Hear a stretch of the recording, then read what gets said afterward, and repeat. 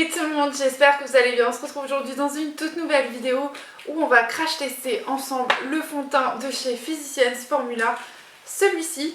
Donc au départ il y avait une petite décoration mais j'ai préféré le changer. Donc je vais d'abord commencer par vous donner toutes les informations sur ce fond de teint et ensuite on va crash tester ça ensemble. Je reviendrai aussi en fin de journée vous donner un peu mon avis sur la tenue, etc. En tout cas, j'espère que vous êtes prêts, donc c'est parti. Donc il faut savoir que ce fond de teint, je l'ai trouvé sur Amazon pour un prix de 13,45 €. J'ai différentes informations, donc il est sans gluten, pas d'huile. Donc il n'y a pas d'huile, vous recevez le fond de teint dans un petit emballage avec le petit pinceau. D'après ce que j'ai pu voir sur le fond de teint, ça donne un aspect radieux et invisible sur la peau. La brillance naturelle est renforcée et en fait ça crée une espèce de look no make-up. La formule serait légère et aérée avec des extraits naturels. Donc avant de le tester, je vais vous donner un peu mon avis sur comment je l'ai reçu, comme ça au moins vous aurez toutes les informations. Donc il faut savoir que je l'ai reçu dans son emballage avec le petit pinceau, mais selon comment il est positionné dans l'emballage, ça peut se renverser. Certains clients l'ont reçu avec le produit vraiment renversé. Moi j'ai vu que si je le positionnais mal, il se renversait. En fait, si vous préférez, ce petit truc là se dévisse. Donc ça se renverse un peu. Mais bon, c'est pas grave. Certains ont eu moins de produits. Moi j'ai eu de la chance, c'est que ça a coulé juste un tout petit peu. Ça a un peu taché mes affaires, mais c'est pas grave. Donc vraiment faire attention. Donc en ce qui concerne la teinte, moi j'ai pris la teinte light. Il n'y a pas plus d'infos, donc je vais le secouer. Je vais en appliquer un peu sur ma main. Ouais, vraiment il est très très léger. C'est une texture vraiment légère. Il a l'air un peu foncé, donc je vais utiliser le pinceau pour l'appliquer. Donc je vais faire ça comme ça, hop, voilà. Et on va l'appliquer pour voir un peu. Alors il a une odeur un peu bizarre je trouve, mais ça va, c'est pas non plus une odeur chimique ou quoi. Alors le pinceau je le trouve bien si on veut, par exemple là, l'appliquer sur les cernes, mais j'aime pas trop donc je vais aller chercher mon pinceau. J'utilise le pinceau Buffing Brush de chez Real Techniques et je vais venir appliquer ici comme ça. Alors la teinte elle est nickel par contre. Donc là j'ai mis une pompe pour pouvoir faire tout le visage. De ce que je vois il a quand même une bonne couvrance. Donc je vais en appliquer une autre pompe. Ouais, par contre ça délivre une... Quand vous faites une pompe ça fait vraiment énorme. Voilà. Vraiment bien l'appliquer partout. Donc déjà... Non en fait il a une odeur un peu... je sais pas, c'est pas chimique mais c'est pas non plus une odeur très agréable. Enfin ça va quoi, c'est pas la fin du monde non plus.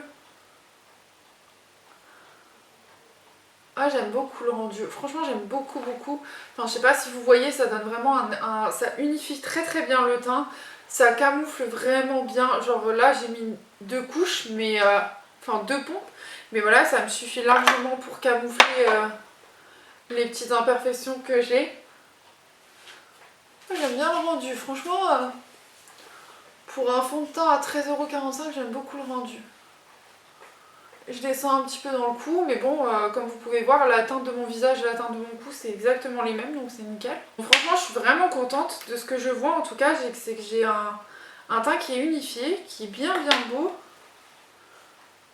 Même les cernes, j'en ai un petit peu et je trouve que ça les a quand même bien camouflés. J'ai l'impression que je n'ai pas besoin de mettre d'anti-cerne.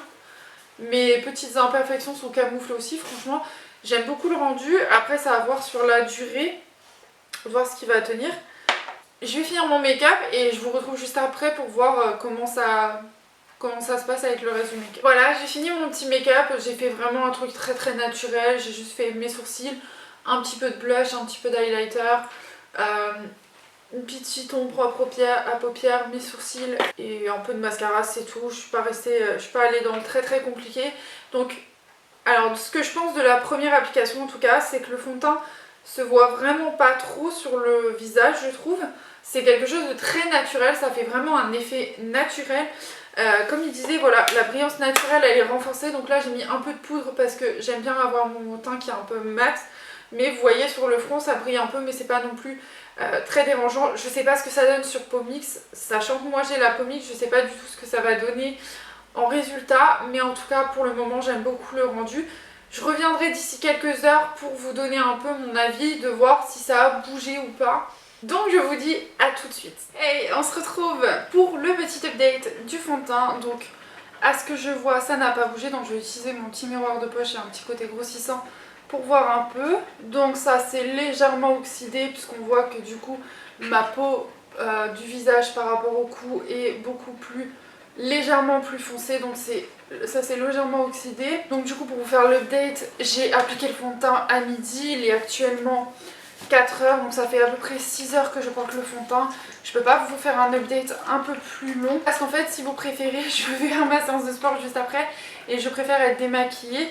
Donc en ce qui concerne la matité, je brille sur un peu tout le visage, mais c'est léger, franchement honnêtement. J'ai repoudré, je pense que ce genre de fond de teint, si vous voulez qu'il reste un peu mat, il faut le poudrer plusieurs fois dans la journée. Donc il faut savoir que je suis quand même sortie à peu près 40 minutes, voire entre 30 et 40 minutes pour aller promener mon chien comme je fais habituellement. Vous pouvez voir ça, un peu ce que je fais dans la journée sur mon Instagram, je vous le mettrai juste ici. Je suis un peu régulière dessus, notamment au niveau des stories ou quoi, et je partage un peu ce que je fais de temps en temps, donc n'hésitez pas à me suivre sur Instagram aussi. Sinon ouais, ça a légèrement brillé sans plus, la couvrance n'a pas bougé, ça reste toujours aussi léger sur la peau. Franchement je pense que ça se voit pas trop que je porte du fond de teint.